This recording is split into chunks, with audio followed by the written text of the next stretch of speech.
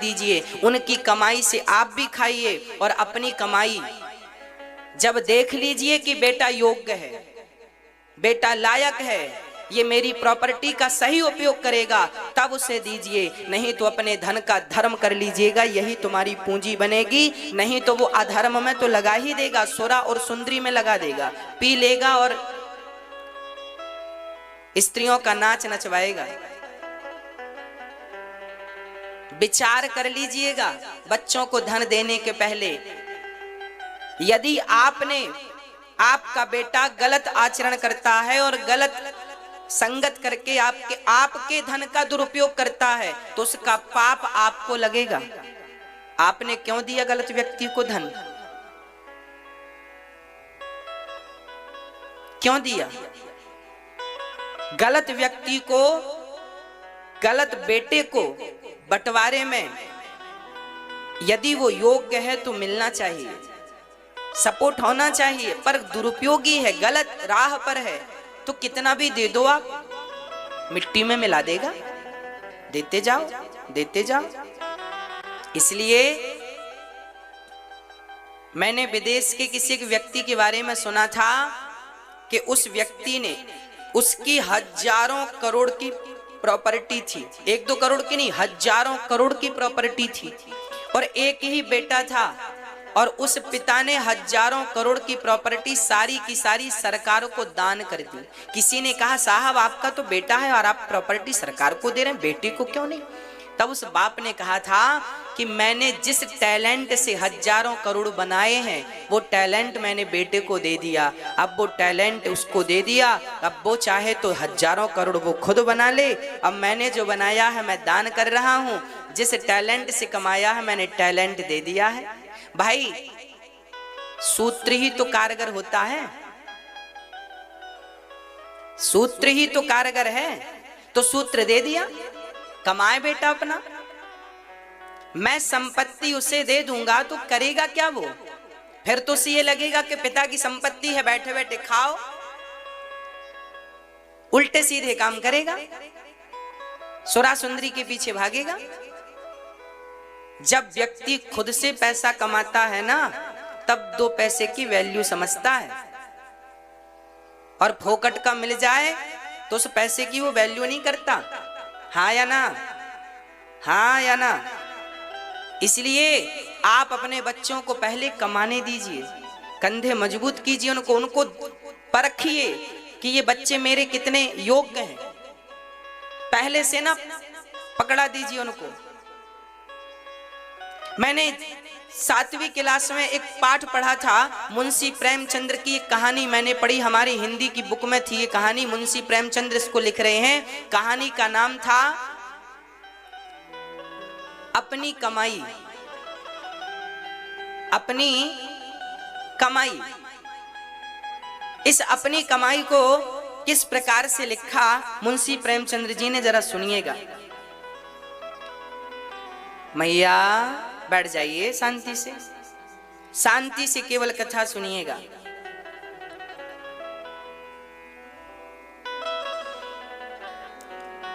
सातवीं क्लास में हमने जो कहानी पढ़ी थी हमें आज तक याद है, और केवल याद नहीं है, हम इसे फॉलो करते हैं, इसे चरितार्थ करते हैं, इस पर अमल करते हैं। ये कहानी हमारे हृदयों को छू गई। वो कहानी क्या थी सुनिएगा। आपने भी 7वीं क्लास में पढ़ी हो शायद, हमने पढ़ी। अपनी कमाई। एक राजा था, उस राजा का एक बेटा था। राजा बूढ़ा हो गया। राजा को समय आया कि अब मैं अपने बेटे को राजा बना दूं। एक राजा अपने पुत्र को राजा बनाने का सोच रहा था, पर राजा बड़ा बुद्धिमान था। राजा ने सोचा कि मैं अपने बेटे को यदि राजा बना दिया तो ये राज सत्ता संभाल पाएगा कि नहीं, पहले इसकी परीक्षा कर लूं। तो राजा ने अपने बेटे से कहा, जाओ तुम अपनी मेहनत से 2 पैसे कमा कर लाओ। एक राजा अपने बेटे से कहता है, जा अपनी मेहनत के 2 पैसे कमा कर ला। बेटा चला और माँ से कहा, माँ 2 पैसे दे दो। पिताजी ने कहा, कमा कर ला, मैं कह दूंगा कि कमा लाया। तो माँ ने जल्दी से निकालकर 2 पैसे दे दिए। बेटा गया, पिताजी 2 पैसे ये रहे। पिताजी ने उस 2 पैसे को भट्टी पर डाल दिया, ये ले। जब भट्टी पे डाला तो वो रोने लगा। पिताजी ने कहा रोता क्यों है, जा कमा के ला, अपनी कमाई से लाना। बेटा फिर गया तो मामा जी से मांग कर ले आया। पिता ने फिर उसे भट्टी पे डाल दिया। फिर गया तो बुआ जी से मांग के ले आया। अब पिता ने बिल्कुल आदेश कर दिया, मेरे रिश्तेदारों में कोई भी इसे पैसे ना दे, और यदि देगा तो मैं भूल जाऊंगा कि वो रिश्तेदारी है, फांसी पर लटकाऊंगा। अब सब डर गए। कोई वो सबसे मांगे, माँ पैसे दो, माँ ने मना कर दिया। मामा पैसे दो, मामा ने मना कर दिया। बुआ जी पैसे, सब ने मना कर दिया। अब वो मजबूर बस चला और नगर में काम मांगा, भैया काम दे दो, काम। कहीं काम नहीं मिला। तब एक लोहा बिल्कुल गर्म किया था और घन पटकने वाले की जरूरत थी। है पटकते ना लोहे, क्यों घन पटकने वाले की जरूरत थी। वो राजा का बेटा था, सुकुमार था। राजा के बच्चे ने कहा, भैया जी काम मिलेगा, हमें 2 पैसे की जरूरत है। कुम्हार ने कहा, दिन भर घन पटकेगा तब तुझे शाम को 2 पैसा दूंगा। उस बच्चे ने कहा ठीक है। अब दिन भर में उसे 2 पैसे मिलने हैं और काम क्या है, गरम लोहे पर पटकना है। अब तो वो सुकुमार बालक जब घन को, हथौड़े को पकड़ा तो छाले पड़ने लग गए हाथ में। वजनदार पटक रहा है और उसकी गर्मी उसे जला रही है। उसका गोरा बदन दिन भर में ही झुलसने लगा और शाम होते होते बिल्कुल हताश हो गया। उठा बैठा, उठने की हिम्मत नहीं। आज इतनी मेहनत की दिन भर, तब उसे शाम को जाकर लोहार ने 2 पैसे दिए, ये रही तेरी मेहनत की कमाई। वो 2 पैसे लेकर गया और पिताजी को दिया, पिताजी ये रहे पैसे। पिता ने उसे पैसे को लिया और फिर भट्टी पर डालने लगे। तो बेटा दौड़ पड़ा, पिताजी वो पैसे आपने भट्टी पर डाल दिए, मुझे गम नहीं, ये पैसे मत डालना पिताजी, मेरे सिर का पसीना पांव में गया है इस पैसे के लिए, इसे मत डालना। अब पिता ने हृदय से लगाकर कहा, बेटा अब तू राजा बनने के योग्य हो गया है, क्योंकि तू समझ गया कि 2 पैसे कैसे आते हैं। अभी तेरी माँ से तू पैसे मांग कर लाया तो मैंने उसे भट्टी पे डाल दिया, तू रोया नहीं, तू गिड़गिड़ाया नहीं, क्योंकि तुझे उस पैसे की वैल्यू पता नहीं थी, क्योंकि मांग कर लाया था। और जब कमा कर लाया तो उस पैसे की वैल्यू पता चली। तो मैं आपसे केवल इतनी प्रार्थना करता हूं कि आप कैसे भी करके अपने बच्चों को यह एहसास दिलाइए कि पैसे की वैल्यू क्या होती है। यदि आप ये एहसास दिला पाए तो आप सफल माता पिता हैं। नहीं तो आपके लिए शास्त्रों में एक चीज और लिखी है, माता शत्रु पिता वैरी ये न वालो न पाठिता न शोभते सभा मध्य हंस मध्य वको यथा। वो माता पिता दुश्मन हैं जो अपने बच्चों को संस्कारी नहीं बनाते। माता शत्रु है जो अपने बच्चे को योग्य नहीं बनाती, संस्कारी नहीं अरे पढ़ा लिखा देना बड़ी बात नहीं है, क्या संस्कारी बनाया? स्कूलों में शिक्षा मिलती है मेरी माँ, स्कूलों में संस्कार नहीं मिलते, याद रखिएगा इस बात को। आजकल जितने भी स्कूल हैं, बड़े से बड़े टॉप से टॉप स्कूल, उनमें शिक्षा तो मिलती है, संस्कार नहीं मिलते। संस्कार तो केवल माँ बाप के स्कूल में ही मिल सकती है। माँ बाप और गुरु ही उसे संस्कारी बना सकते हैं। दुनिया की कोई ताकत नहीं है जो आपके बच्चे को संस्कारी बना सके। 3 लोग बना सकते हैं, या तो माता पिता या गुरु। ओनली 3 लोग आपके बच्चों में संस्कार का बीज बो सकते हैं। और यदि तीनों नहीं किए तो फिर जिंदगी बेकार है। तो आज आप निर्णय ले लीजिए कि अपने तो गति बिगड़ जाएगी मेरी माँ। मरते समय बिल्कुल सावधान रहा करो। आप लोग भी मरते समय, भरत जैसा ज्ञानी मरते समय मन मृग में लगाया तो मृग बन गए। आप लोगों ने भी तो कुत्ते बिल्ली पाल रखे हैं, और कहीं कुत्तों बिल्ली में मन लग गया। एक सज्जन हमसे बोले, महाराज जी हमारा कुत्ता बड़ा ईमानदार है। हमने कहा पूर्व जन्म में तुम्हारे दादाजी ही तो थे ये। उनको बुरा लगा, महाराज जी कैसी बात कर रहे हैं। हमने कहा हाँ भैया, आपके दादाजी यही सोचते थे कि हमारे बाद हमारे घर का क्या होगा, घर का क्या होगा, यही सोचते सोचते मर गए। यमराज जी ने कहा घर का चिंतन कर रहे थे तो जाओ उसी घर के कुत्ते बन के ताको, तो कुत्ता बन के आ गए। आप लोगों के कुत्ते भी यदि ईमानदार हैं तो वो पराये नहीं हैं, आपके अपने ही हैं। हाँ, अंते यामति सागति। हम ये नहीं कह रहे हैं कि कुत्ते मत पालो, कुत्ते पालो, परंतु कुत्ता पालने के पहले एक गाय जरूर पालो। एक गाय की सेवा करो। गाय की सेवा शोभनीय है, कुत्तों की सेवा शोभनीय नहीं है। कुत्ते द्वार तक ठीक लगते हैं। चप्पल यदि सोने की भी हो तो कोई सोने की चप्पल गले पे लटकाए तो क्या शोभा देगी? अरे चप्पल तो पांव में ही अच्छी लगती है, चप्पल गले में अच्छी नहीं लगती, भले वो सोने की हो। कुत्ता द्वार में ही अच्छा लगता है, घर की रसोई में कुत्ता अच्छा नहीं लगता, घर के बेडरूम में कुत्ता अच्छा नहीं लगता। एक मर्यादा होनी चाहिए। आप पढ़े लिखे लोग हैं, समझदार लोग हैं। यदि चप्पल गले में शोभा देती है तो कुत्ता फिर बेडरूम में शोभा देगा। यदि चप्पल पांव के अतिरिक्त और कहीं शोभा नहीं देती तो फिर कुत्ता भी द्वार के अतिरिक्त कहीं और शोभा दे ही नहीं सकता। गाय आपकी रसोई में जाए शोभा देती है कि गाय के पांव पड़ते हैं तो शुद्ध हो जाती है पृथ्वी। गाय माता है, गाय का मूत्र भी अमृत की तरह है। कैंसर जैसी बीमारियां गौमूत्र से ठीक होती हैं। बड़े बड़े साइंटिस्ट रिसर्च कर रहे हैं गौमूत्र पर। गाय पवित्र है, गाय का दूध हम सब पीते हैं, बिना दूध से कल्याण नहीं है, हम सबका गति नहीं है। गाय मान्य है, मां है वो, पर कुत्ता तो नहीं है। द्वार पर रखिए कुत्ते को। आजकल लोग लिखवा लेते हैं द्वार पर कुत्तों से सावधान।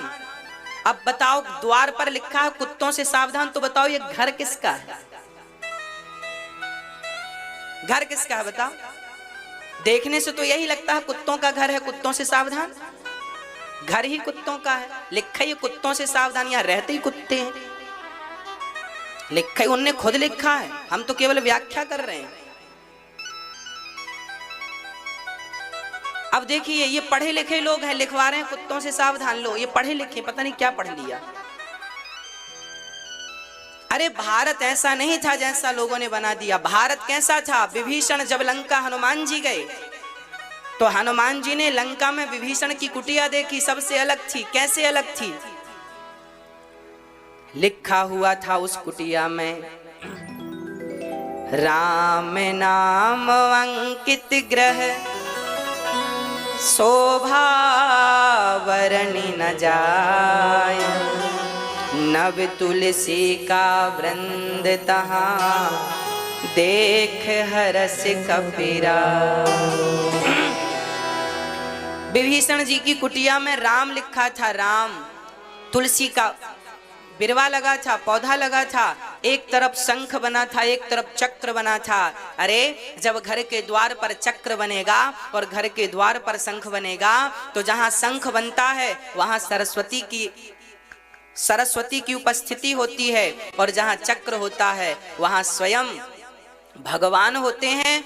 और चक्र जैसे सबको काट देता है, उसी प्रकार आपके घर में आने वाली हर नेगेटिविटी को चक्र काट देता है। इसलिए लोग घर में चक्र अंकित कराते हैं। आप नया घर बनाएं तो घर के द्वार पर शंख और चक्र जरूर होने चाहिए। ऊपर श्रीमन नारायण का नाम होना चाहिए, ताकि दूर से देखने से लगे ये कोई वैष्णव का घर है।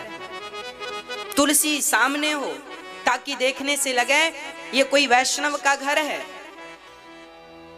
हनुमान जी ने लंका में विभीषण के घर को देखकर पहचान लिया था कि ये किसी भगत का घर है। घर को देखकर पहचान लिया था। राम नाम लिखा था घर में, और आजकल कुत्तों से सावधान लिखते हैं घर में। इसलिए आप अपना नुकसान ना कीजिएगा मेरी माँ। फैशन के चक्कर में अपनी संस्कृति, अपने संस्कार मत भूलिएगा। आप ये याद रखो कि ये भारत है, ये अमेरिका नहीं है। ये भारत है, यहाँ की मिट्टी, यहाँ की मिट्टी गुरु गोविंद साहब जैसे लोगों को प्रकट करने वाली है, महाराणा प्रताप जैसे लोगों को प्रकट करने वाली है, ध्रुव प्रहलाद को प्रकट करने वाली है। यहाँ की मिट्टी स्वयं भगवान राम और कृष्ण को प्रकट करने वाली है। अमेरिका की मिट्टी में इतनी ताकत नहीं है कि वो महाराणा प्रताप प्रकट कर दें। अमेरिका की मिट्टी में इतनी ताकत नहीं है कि वो गुरु गोविंद साहब को प्रकट कर दें। हाँ, इसलिए इस मिट्टी को समझो, ये कोई सामान्य मिट्टी नहीं है। इस मिट्टी की इज्जत किया करो। ये मिट्टी का अपमान ही तो है। आप अपने घर पे राम नाम ना लिखा के कुत्तों से सावधान लिखाएंगे तो ये मिट्टी का ही तो अपमान है। ये संस्कार नहीं होने चाहिए आपके। हाँ, इन बातों पे कोई लिखवाया हो तुरंत उसको कहना भाई ये सब सही नहीं है। अपने घर में श्रीमन नारायण लिखाओ, जय श्रीमन नारायण, जय सीताराम, जय राधे श्याम, शंख बनाओ, चक्र बनाओ, धनुष बनाओ, बाण बनाओ। घर के द्वार पर सुंदर भी लगेगा। क्या सुंदर नहीं लगता शंख चक्र? जगन्नाथपुरी मंदिर जाइए, मंदिर की गुम्बज पर ऊपर चक्र है। वो चक्र कौन सा है? भगवान श्री कृष्ण ने जिस चक्र से महाभारत में सारे लोगों को मारा, अर्जुन का सपोर्ट किया, वही वो चक्र आज भी भगवान कृष्ण गए तो अपना चक्र लेकर नहीं गए। जगन्नाथपुरी के मंदिर के ऊपर वही ओरिजिनल भगवान का चक्र रखा है, वही चक्र है वो। उस चक्र के को काट कर साइंटिस्टों ने ले जाकर रिसर्च की किस धातु से बना। आज तक किसी को पता नहीं लगा किस धातु से बना।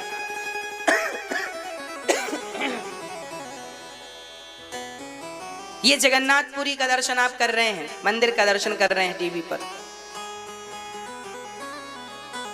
ऊपर चक्र जो ध्वजा लहरा रही है उसी चक्र पर स्थापित है।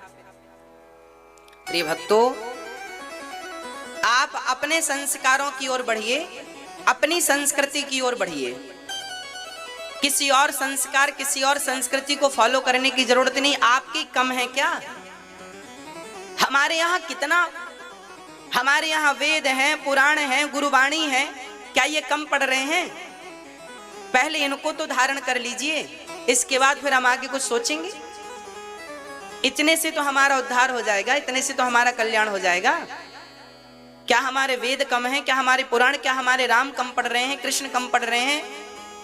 अपनी संस्कृति को पहचानिए, अपने संस्कारों को पहचानिए। आज भारत का सबसे बड़ा नुकसान यही है कि आज हम लोग अपनी संस्कृति, अपने कल्चर को भूलते जा रहे हैं, अपने आप को भूलते जा रहे हैं। भारत जैसे ज्ञानी आज मृग बन के आ गए, क्योंकि मरते समय मन लग गया था कहीं और। इसलिए मैं आपसे प्रार्थना करूं, जब आप लोग मरने के समय पहुंचिएगा तो मैं आपको तैयारी बता दूं थोड़ी सी। हाँ? आपको नहीं, अच्छा, भगवान करे आप 100 साल जिए, 100 साल बाद की सही प्लानिंग तो होनी चाहिए। आप लोग घर बनाते हैं तो प्लानिंग करते हैं, और मरेंगे तो बिना प्लानिंग के मर जाएंगे। मरने का मैप हमसे बनवाओ, हम बना के देंगे पूरा मैप, कैसे मरना है आपको। आप घर बनाते हैं, हमारी माताएं किचन बनाती हैं तो बड़ी प्लानिंग से, यहाँ ये, यहाँ ये, यहाँ ये, यहाँ मॉडल किचन, ये किचन, फलानी किचन। हमसे मरने का मैप बनवाओ, कैसे मरना है। हम जीने का भी आपको मैप बना के देंगे, मरने का भी मैप बना के देंगे। जो व्यक्ति मरना जान गया, याद रखना, मरना भी एक उत्सव है। इसलिए हमारे भारत में जब कोई मरता है ना तो ढोल नगाड़े मरने पे भी बजते हैं, हाँ या ना? आगे आगे बाजे बजते जाते हैं ना, डम डम डम डम। अच्छा ये बताओ, मरने पे बाजे क्यों बजते हैं? क्योंकि मृत्यु भी एक उत्सव है। पर आज अज्ञानवश लोगों ने उस उत्सव को रोना बना दिया है, केवल रोने का टाइम बता दिया है। मृत्यु रोने से संबंध नहीं रखती, मृत्यु एक उत्सव है। अरे जीवात्मा से परमात्मा के मिलन का नाम ही तो मृत्यु है। इस मिलन के दिन को ही तो मौत कहते हैं। मरना, इसमें रोना किस बात का? आइए स्पष्ट करते हैं। मरने का मैप सुनिएगा, मरने की प्लानिंग क्या होनी चाहिए। हम आपको मरने की प्लानिंग समझा रहे हैं। कैसे मरना होगा? जब मरने का समय निकट आए तो हमारे बड़े बुजुर्गों ने कहा है, इतना तो करना स्वामी जब प्राण तन से निकले गोविंद नाम लेकर, मेरे प्राण तन से निकले इतना तो करना स्वामी। श्री गंगा जी का तट हो मेरा सांवरा निकट हो, मेरे मुख में तुलसी दल हो, जब प्राण तन से निकले उस वक्त जल्दी आना, नहीं शाम भूल जाना, मुरली मधुर बजाना, जब प्राण तन से निकले। हे नाथ, जब मैं मरूं तो यमुना का किनारा हो, गंगा का किनारा हो, मुख में गंगा का जल हो, मुख में तुलसी का दल हो। भगवान कृष्ण ने पुराणों में कहा है कि जिसके मुख में तुलसी का दल होता है, तुलसी का पत्ता और गंगा जल होता है, वो कितना भी बड़ा पापी क्यों ना हो, कितना भी बड़ा अभागा क्यों ना हो, यदि गंगा जल उसके मुख में है और तुलसी का दल उसके मुख में है और राम का नाम उसके जिह्वा पर, होठों पर है, तो कितना भी बड़ा पापी हो, मैं उसकी अधोगति नहीं होने दूंगा, मैं उसकी सदगति करूंगा। केवल केवल इन बातों का वो ध्यान रखे। इसलिए तुलसी, हाँ, जब कोई मरे तो उसे सबसे पहले जमीन पर लिटा दो, गाय का गोबर लीप करके। अब तो गोबर की व्यवस्था नहीं है, घर इतने बढ़िया बन गए हैं कि गाय के गोबर से पत्थर को थोड़ी, इटालियन पत्थर में गाय का गोबर थोड़ी लगाएगा कोई, परंतु पद्धति यही है कि गाय का गोबर से लीप कर को समझाया, फिर पूछ रहे हैं। हर बात हम पहले समझाते हैं फिर पूछते हैं, यूं ही नहीं आपका परीक्षण करने लग जाते। बताइए, हम आपको अच्छे श्रोताओं की कसौटी की तरह कस के देख रहे हैं कि आप सचमुच सुन रहे हैं या सिर्फ बैठे हैं। इसलिए हमारे हर प्रश्न पर आप गौर कीजिएगा और हर समाधान पे आप जरूर बोलिएगा। आप बताइएगा, हमने अभी थोड़ी देर पहले आपको सुनाया कि हमारा शरीर 5 तत्वों से मिलकर बना है, 5 में मिल गया। आत्मा परमात्मा का स्वरूप है। जैसे जैसे जैसे घड़े में आपने पानी भरा तो घड़े के अंदर एक सूर्य दिखाई पड़ता है, जिसे बोलते हैं घटाकाश। आकाश दिखता है ना उसके अंदर, उसे बोलते हैं घटाकाश। एक घड़े में सूर्य का प्रकाश दिखाई पड़ता है, 2 घड़े भर के रख दो तो दोनों में सूर्य का प्रकाश दिखाई पड़ता है। सारे घड़ों में एक सूर्य का प्रतिबिंब दिखता है। तो बताओ सूर्य कितने हैं? सूर्य तो एक ही है ना, पर घड़े बहुत होने से उनके प्रतिबिंब बहुत हो गए। उसी प्रकार परमात्मा एक है, पर शरीर रूपी घड़े बहुत होने से उस परमात्मा की आत्माएं बहुत हो गई, अर्थात उनके स्वरूप को आत्मा कहते हैं। अब आप कहेंगे महाराज जी परमात्मा एक है तो आत्मा इतनी सारी कैसे आ गई? उसी तरह आ गई जैसे एक सूर्य के होते हुए उसका प्रतिबिंब अनेक हो गया। अनेक हो गया कि नहीं? अच्छा चलो ये कठिन है, सरल समझाते हैं। आपके सामने दर्पण रखा जाए तो आपका प्रतिबिंब दर्पण में दिखता है। अच्छा 10 दर्पण रखे जाएं तो कितने दिखेंगे आप?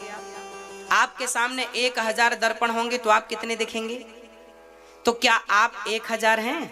एक सज्जन ने हमसे प्रश्न किया, महाराज जी आज के 100 साल पहले भारत की आबादी केवल 35 करोड़ थी और आज 135 करोड़ है। जब आत्मा जन्म ही नहीं लेती, आत्मा मरती ही नहीं, तो इतनी सारी आत्माएं आ कहां से रही हैं? चाइना तो नहीं भेज रहा है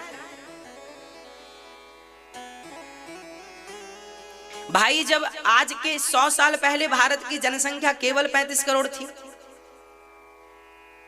तो आज 135 करोड़ है, तो ये 100 करोड़ आत्माएं आ कहां से गई? जबकि लिखा है आत्मा के बारे में, आत्मा जन्म नहीं लेती, आत्मा कभी मरती नहीं है, तो आई कहां से? मेरे भाई इसी का समाधान दे रहा हूं मैं कि जैसे एक व्यक्ति के सामने 1,00,000 दर्पण रखे जाएं तो हम 1,00,000 दिखेंगे। 1 करोड़ दर्पण रखे जाएं तो हम 1 करोड़, हम हैं एक ही, पर हमारे प्रतिबिंब 1 करोड़ हो गए। हमारे प्रतिबिंब कितने हो गए? हम हैं बिंब, और हमारे द्वारा दर्पण में जो दिख रहा है उसे कहते हैं प्रतिबिंब। एक होता है बिंब, एक होता है प्रतिबिंब। तो परमात्मा एक है बिंब, और हम सब के अंदर जो आत्माएं हैं उसी परमात्मा की परछाई है, उसी परमात्मा की वह प्रतिबिंब है। जैसे हमारा प्रतिबिंब दर्पण में दिखता है, परमात्मा का प्रतिबिंब हम सब के भीतर आत्मा के रूप में है, और वह प्रतिबिंब हट जाता है तो हम मर जाते हैं। लोग कहते हैं मर गया ले जाओ जला दो। जब तक वह प्रतिबिंब था तब तक ही तो क्रिया थी। वो प्रतिबिंब हटा, क्रिया खत्म, शून्य हो गया, जला दो, अस्तित्व खत्म। हमारा अस्तित्व भी तो तब तक है जब तक परमात्मा है हमारे भीतर। हमारे भीतर परमात्मा आत्मा के रूप में ही तो है। वह परमात्मा जब निकलता है तो शरीर 5 तत्वों में मिल जाता है। आत्मा परमात्मा से थी, परमात्मा में मिल गई। अब प्रश्न ये खड़ा हुआ, हमने जो पाप किया था जीवन भर, पुण्य किया था जीवन भर, वो कौन भोगता है? उसको कौन भोगेगा भाई? कौन भोगता है बताइए? हमारे शरीर में एक चीज और होती है जिसे कहते हैं सूक्ष्म शरीर। आपके कितने शरीर हैं? आपके कितने शरीर हैं? बोलो। हम सबके 2 शरीर होते हैं। एक शरीर होता है स्थूल शरीर, जो ये बैठा है आपके सामने से। कौन सा शरीर बोलते हैं? जोर से बोलो। स्थूल शरीर बोलते हैं। एक शरीर और होता है जो सूक्ष्म शरीर होता, उसे कारण शरीर भी कहते हैं। कोई कारण शरीर को अलग नाम देता है, वो तीसरा मानते हैं, पर ना कारण शरीर या सूक्ष्म शरीर एक ही है। तो एक शरीर ये है स्थूल, एक शरीर वो है जो सूक्ष्म शरीर है। अच्छा, सूक्ष्म शरीर आपने कभी देखा अपना? हाँ या ना? हम दिखाते हैं तुरंत, अब भी दिखा देते हैं आपको। आइए देखते हैं। आपने कभी सपना देखा? सपना देखा? आप जब सपना देख रहे थे उस समय आपका शरीर तो कमरे में था, और आप हरिद्वार गंगा नहा रहे हो सपने में, वृंदावन घूम रहे हो सपने में, काशी घूम रहे हो सपने में। तो आप ये बताओ, आपका शरीर तो कमरे में था, दरवाजे बंद थे, खिड़कियां बंद थी, और आप हरिद्वार चले गए सपने में, और आप सवेरे कह भी रहे हैं आज हमने फलाने को सपने में देखा और गंगा जी नहाए और डुबकियां लगाई। तो अब बताओ, एक शरीर कमरे में था, एक गंगा जी नहा रहा था, 2 शरीर हो गए कि नहीं? ये आपके साथ होता है। कोई मैं यूं तुक्का नहीं मार रहा हूं, आपको प्रैक्टिकली बोल रहा हूं। जो आपके साथ रोज घटनाएं घट रही हैं वो बात कर रहा हूं। एक शरीर जो बिस्तर में सोया था, इस शरीर को क्या नाम दिया भी हमने? बोलो, क्या नाम दिया बताइए? स्थूल शरीर। और जो स्वप्न देखने गया वो शरीर कौन सा है? वो सूक्ष्म शरीर है। और वही सूक्ष्म शरीर मेरी माँ और मेरे भैया जी याद रखिएगा, जब हम मरते हैं तो हमारा स्थूल शरीर तो मरता है पर हमारा सूक्ष्म शरीर नहीं मरता, और वही सूक्ष्म शरीर जाकर के हमारे पाप और पुण्य का फल भोगता है। वही शरीर स्वर्ग और नरक जाता है। वही शरीर क्या है? मैंने बोला कि शरीर मोबाइल सेट की तरह है, आत्मा सिम कार्ड की तरह है। एक चीज और होती है मोबाइल में, बताओ क्या? हाँ क्या? हाँ, मोबाइल में एक चीज और महत्व रखती है, मेमोरी कार्ड। इंटरनल मेमोरी हो या आप चिप लगाइए, मेमोरी। आपने नोट किया होगा, आपका मोबाइल जब फोटो क्लिक करता है तो वो फोटो जाकर मेमोरी में सेव होती है, या फोन की मेमोरी हो या तो आपने डाल रखी हो कार्ड, मेमोरी में सेव होता ना? हाँ या ना? आपकी हर एक्टिविटी मोबाइल की यदि आप उसे रिकॉर्ड कर रहे हैं तो कहाँ होगा? मेमोरी में। उसी तरह आपने जो भी जन्म से मृत्यु तक जो भी एक्टिविटी की, अच्छा बुरा, पाप पुण्य, हंसना रोना, उठना बैठना, खाना पीना, लड़ना झगड़ना, जो भी किया, आपके सूक्ष्म शरीर मेमोरी कार्ड है। हमारा जो सूक्ष्म शरीर है वो क्या है? मेमोरी कार्ड है। वही परमात्मा की बनाई मेमोरी है। आप सब भूल जाते हैं पर आपका सूक्ष्म शरीर सब कुछ याद रखता है, और वही आपकी पोल खोलता है भगवान के सामने। इसने ये पुण्य किया, इसने ये गलत किया, ये किया। वही मेमोरी भगवान फिर टीवी पे फंसा के चलाते हैं, जो कि मैंने फर्स्ट में सुनाया। देख तूने ये पाप किया, देख तूने ये पुण्य किया। अब पाप किया है तो पाप का फल ये ले 84 लाख योनियां भोग, और पुण्य किया है तो एक अवसर और ले मनुष्य का तन। और ज्यादा पाप किए तो मोक्ष मिल जाता है, गौलोक धाम मिल जाता है, ठाकुर जी की सेवा मिल जाती है। आपके द्वारा किया गया पाप, आपके द्वारा किया गया रत्ती भर पुण्य, ना तो पुण्य बेकार जाता है ना पाप बेकार जाता है। पाप करने के पहले विचार करिए, क्योंकि ये वापस आपके पास आना है। कुएं में कभी आपने झांक करके बोला हो राम, तो कुएं से वापस आवाज क्या आएगी? आप बोलेंगे कृष्ण, तो आवाज क्या आएगी? हाँ, ये कुआं जो है ना, आप जो कहते हैं वापस वही आएगा। ये संसार एक कुआं है। इस कुएं में आप जैसा कर्म करते हैं वैसा ही कर्म वापस आपको भोगना पड़ता है, वैसा आपको मिलता है जैसा आप दूसरों के लिए करते हैं। यदि मैंने आपके गाल में एक थप्पड़ मारा तो 1 साल के अंदर, 2 साल के अंदर, ईश्वर के घर देर हो सकती है, अंधेर नहीं, 5 साल के अंदर मेरे गाल में भी कोई 2 थप्पड़ जरूर मारेगा, ब्याज सहित। 5 साल का ब्याज भी तो मिलेगा। शेर को 1.25 शेर मिलता है साहब।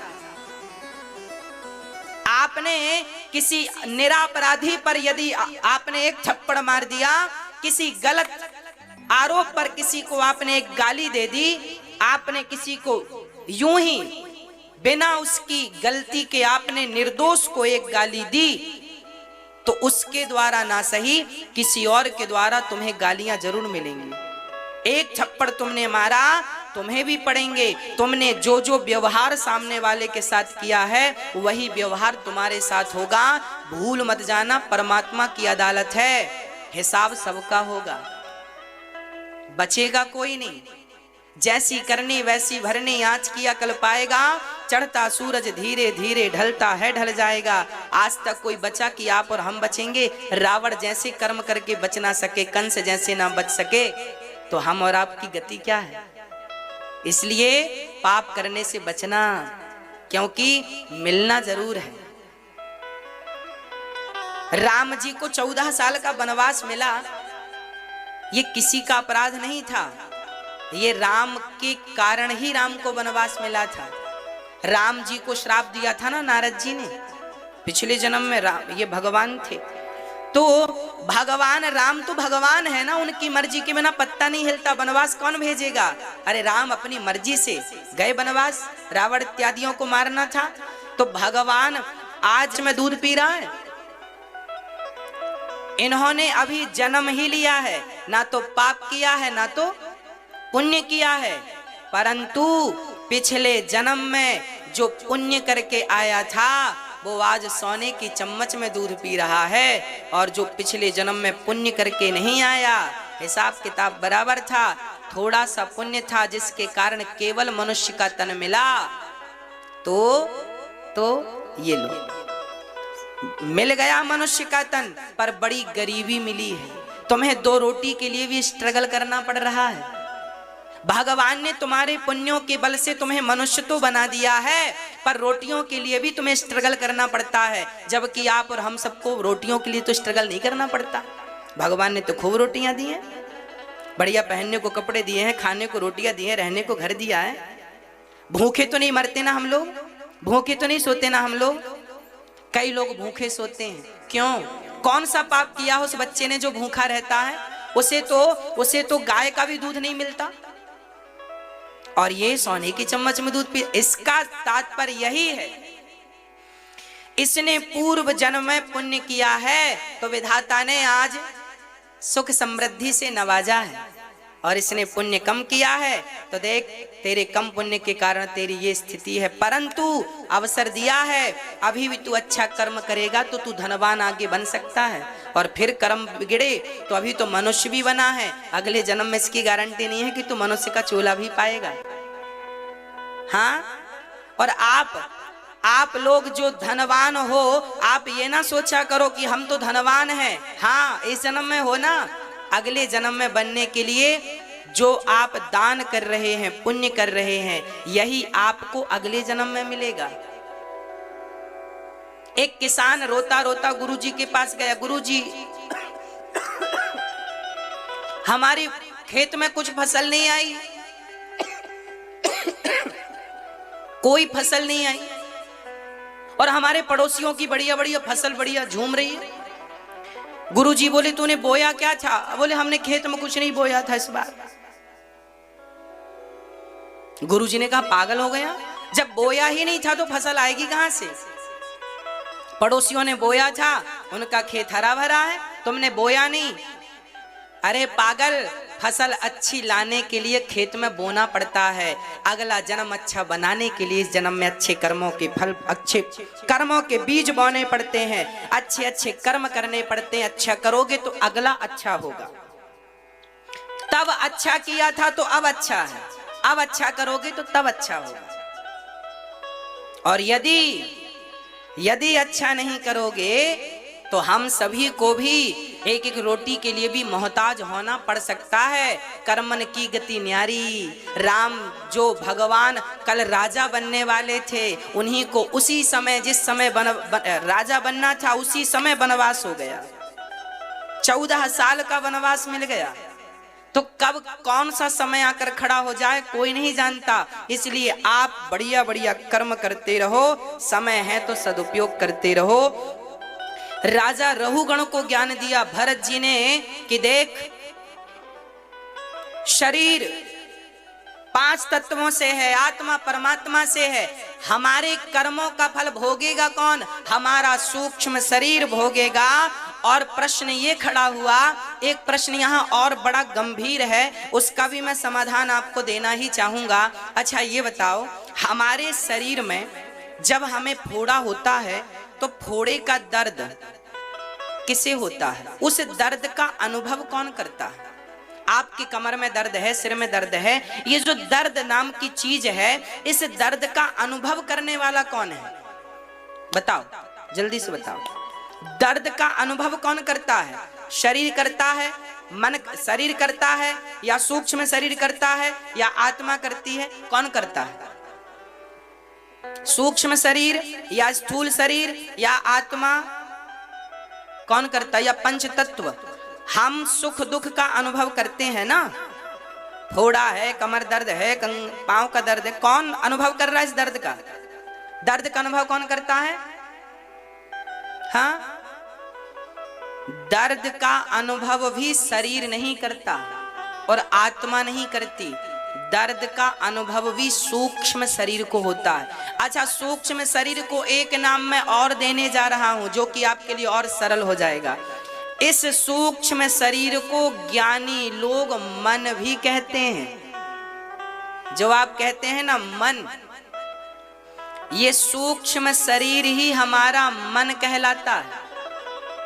समझ में आई कुछ बात? इसलिए कहते हैं ना, मन को संभालो, ये सूक्ष्म शरीर ही मन है। आप रात को आप जो सोचेंगे, मन में जो रखेंगे, सपने में कई बार वही दिख जाता है ना? इसलिए इसे मन भी कहते हैं। अच्छा, हमारा शरीर का दर्द जो है वो शरीर को दर्द नहीं होता, शरीर ऑलरेडी जड़ है, हमारा शरीर जड़ है, वो तो आत्मा के कारण चैतन्य सा दिख रहा है। दर्द का अनुभव सूक्ष्म शरीर को होता है। एक फॉर उदाहरण से, एग्जाम्पल से समझते हैं। क्या होता है, आपके कमर में दर्द है, कंधे में दर्द है, घुटने में कहीं भी दर्द है, और आपका थोड़ी देर के लिए मन कथा में लग गया, मन कथा में लग गया, मन कथा सुनने में लग गया, तो थोड़ी देर के लिए आपका दर्द भूल जाता है कि नहीं? हाँ या ना? हाँ कि ना? अनुभव बताइएगा अपना।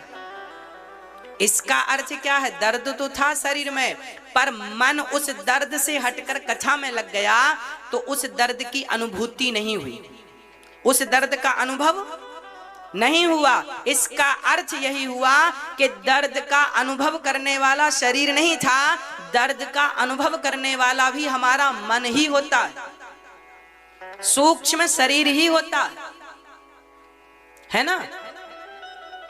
एक बार आर्यभट्ट जी को कैंसर हो गया था। आर्यभट्ट जी मतलब जिन्होंने जीरो का आविष्कार किया, शून्य का, उन्हें कैंसर हो गया। वैद्य जी के पास गए, डॉक्टर ने कहा कि वैद्य जी ने कहा कि आपका तो यहाँ कैंसर है, वो इलाज करना पड़ेगा, ऑपरेशन करना पड़ेगा।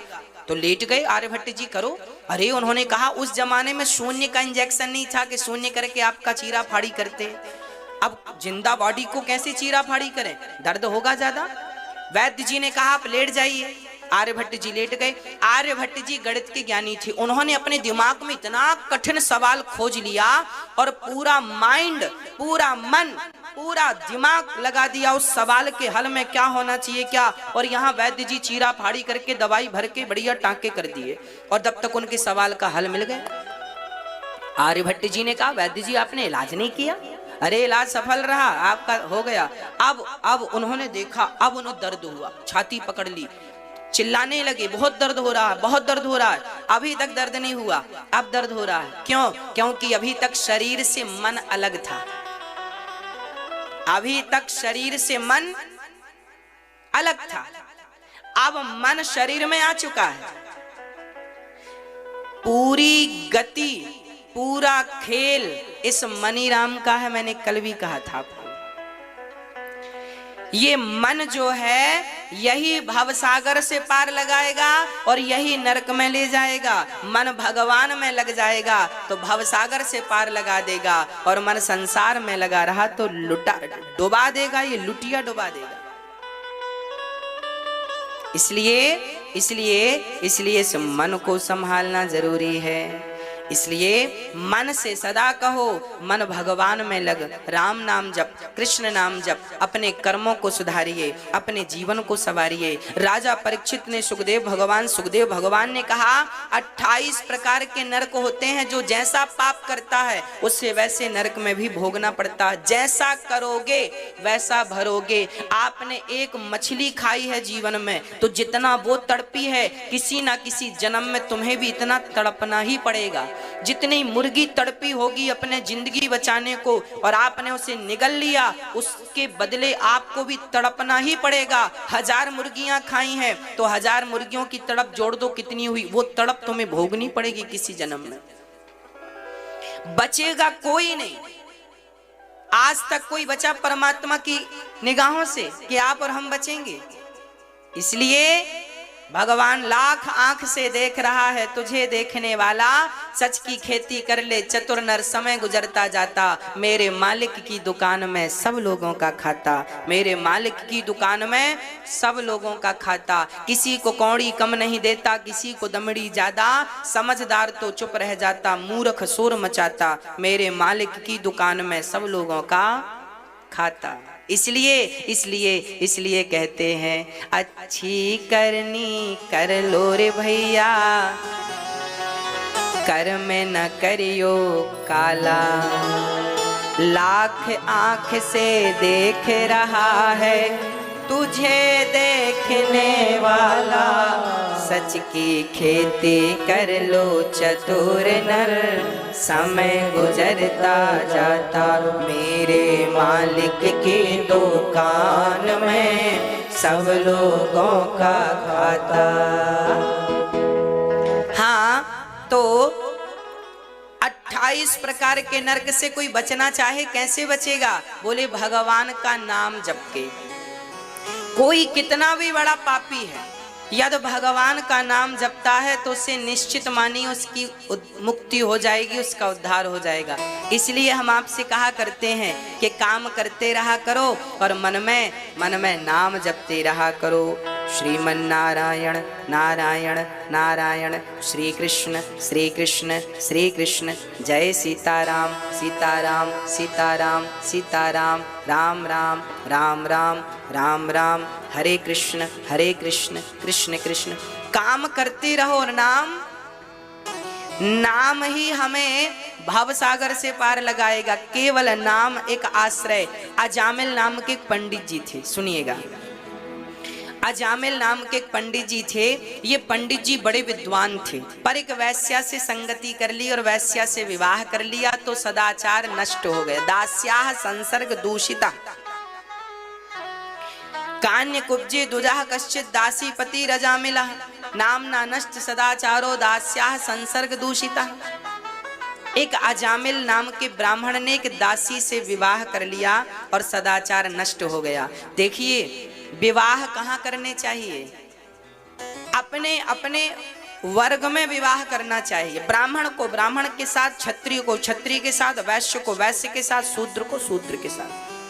ये जो व्यवस्थाएं विवाहों की बनी है, इन व्यवस्थाओं में ही रहना चाहिए। इन व्यवस्थाओं का उल्लंघन नहीं करना चाहिए कि अब लड़की किसी जात की है, लड़का किसी जात का, और विवाह कर लिया, फिर वो संतान जो होगी वो वर्णशंकरी संतान होगी।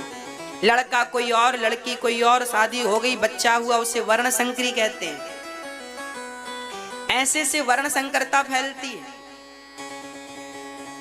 हमारे यहाँ बड़ी व्यवस्थाएं बनी हैं शास्त्रों में, कहाँ विवाह हो कहाँ ना हो। हमारे यहाँ विवाह के टाइम पे ना बहुत कुछ देखा जाता है। माँ बाप देखते हैं लड़का योग्य है कि नहीं। यहाँ तक कि हमारे यहाँ समगोत्र में भी विवाह नहीं होता। जरा समझाइएगा हमें, आपके यहाँ समगोत्र में विवाह होता है कि नहीं? लड़की का भी वही गोत्र है और लड़के का भी वही गोत्र है तो विवाह नहीं होगा। कितनी मर्यादाएं हैं, कितनी व्यवस्थाएं हमारे ऋषि मुनियों ने, हमारे बड़े बुजुर्गों ने बनाई हैं कि विवाह के पहले विचार करना चाहिए। और आजकल के पढ़े लिखे बच्चे बिल्कुल विवाह नहीं करते हैं, तो लगता प्रेम किया, प्यार किया, शादी कर ली। अरे प्यार भी ऐसी जगह क्यों करो कि जहां शादी करने में दिक्कत आए। प्यार वहीं करो ना जहां बढ़िया माँ बाप भी राजी मर्जी से कहें कि हाँ ठीक है विवाह कर देते हैं। किसी को ना आपको दिक्कत हो ना उनको दिक्कत हो। शादी विवाह में बहुत विचार करना चाहिए।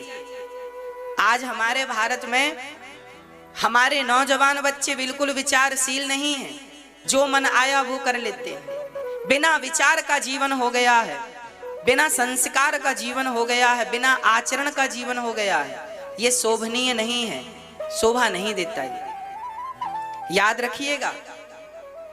हमारा भारत ऋषि मुनियों की रिसर्च से तैयार हुआ है। हमारे यहाँ सबका विधान है, सबकी विधि है। विवाह कितना सुंदर है। आप सुंदर संतान चाहते हैं तो विवाह की रस्म भी तो सुंदर होनी चाहिए। अरे विवाह राजी मर्जी से होता है, चोरों की तरह नहीं होता। आजकल लड़कियां भाग जाती हैं चोरों की तरह। अरे राम राम राम। अरे महारानी बन के जाओ ना, चोरनी बन के क्यों भाग रही हो? महारानी बन के तो तब जाओगी ना जब 100 लोग बारात लेकर आएंगे। शान से जाओ। हाँ, लड़का बारात लेकर आता है ना, याद रखना, लड़की की इज्जत लड़के से 1000 गुना ज्यादा होती है। लड़की की इज्जत लड़के से 1000 गुना ज्यादा होती है। इसलिए लड़कियां लड़कों को लेने नहीं जाती, इसलिए लड़के लड़कियों को लेने जाते हैं। और वो भी अकेले नहीं, सारी समाज को लेकर जाते हैं और साथ सम्मान गाड़ी पे बिठाकर लाते हैं। आज तो गाड़ियां, पहले तो पालकी हुआ करती थी, डोलियां चलती थी। एक लड़की शादी करके इज्जत से घर आती है, जो लड़की पालकी पर बैठकर आती है और बारात जाती है, 1000 100 लोग 500 लोग बाराती जाते हैं और साथ सम्मान लड़की को लाते हैं। उस लड़की की बात अलग। और ये चोर की तरह भागी भागी फिर रही, यहाँ चलो यहाँ चलो, वहां कोई देख रहा, कोई आ रहा, भागो भागो, पापा आ जाएंगे, मम्मी आ जाएगी, फलाना आ जाएगा। ये भाग, ये कोई शादी है? ये संस्कार हैं आपके, ये सीखा, ये पढ़ा लिखा है आपने? चोर की तरह जीवन क्या जियोगे? कब तक भागोगे? अब सोच लो कि जिस रिश्ते में आपने अभी शादी की नहीं, शादी करने के लिए लड़के को या लड़की को लेके भाग रहे हो, जहां रिश्ते की शुरुआत में ही आपको डरना पड़े आपको भागना पड़े, अब सोचो कि वो रिश्ता कितना डरावना बनने वाला है आगा। जिसके फर्स्ट में ही डर था उसके अंत में क्या होगा ये तो आप निष्कर्ष निकाल ही सकते हैं। जो रिश्ता डर से शुरू होता है, हाँ, हाथ पकड़ के भागना, रावण सीता को पकड़ के भागा था तो वो भी डरा हुआ था, और कोई लड़का किसी लड़की को लेके भागता ना, वो भी डरे होते हैं। दोनों लड़का लड़की डरे होते हैं, कोई देख ना ले, माता पिता ना देख ले, कोई पकड़ ना ले, पोल ना खुल जाए। तो ये मर्यादित नहीं है, शोभनीय नहीं है। इज्जतदार लोगों की ये शोभा तो नहीं है। अब दो कौड़ी लोगों की हम क्या कहें, हाँ, इज्जतदारी में ये तो शोभा नहीं देती। इसे इज्जतदारी तो नहीं कहते कि भाग जाओ। और मैं अपनी बेटियों को, अपनी बहनों को यही निवेदन करता हूं कि आप ससुराल जाना, शान से जाना। ये जिंदगी में एक ही बार शान आती है, इस शान को तो ना गवा देना। एक बार ही तो मंडप मिलता है, एक बार ही तो हल्दी चढ़ती है, एक बार ही तो तेल चढ़ता है, एक बार ही तो मांग में सिंदूर समाज के बीच में भरा जाता है, एक बार ही तो गले में मंगलसूत्र संसार के सामने पहनाया जाता है। ये अच्छी रस्म जो है इसका भी लुत्फ उठाइएगा, आनंद लीजिएगा, चोरों की तरह मत भाग जाइएगा, इसका भी आनंद लीजिएगा। और यही संस्कार अपने बच्चों को दीजिएगा। यही संस्कार है हमारे भारत के। भाग जाना शोभनीय नहीं है। इसलिए मेरी माँ, आप लोग अपने बच्चों को भी ये संस्कार की बातें बताया करें। हम जो कथा में सुनाते हैं आप अपने बच्चों को जरूर बताया करें। बेटों को बताया करें कि बेटे ये गंदी हरकत ना करें, बेटियों को